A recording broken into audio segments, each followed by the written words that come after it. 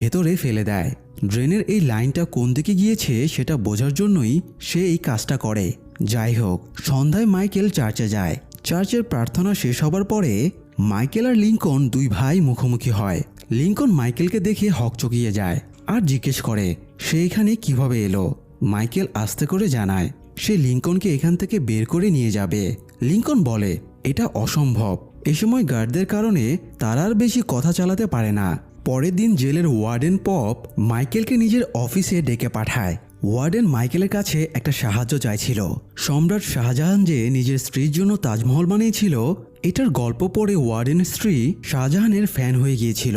তো ওয়ার্ডেন নিজের স্ত্রীকে খুশি করতে তাদের বিবাহবার্ষিকীতে একটা তাজমহল গিফট করতে চায়। কিন্তু সমস্যা হলো সে যতবারই তাজমহল বানাচ্ছিল সেটা ভেঙে পড়ছিল।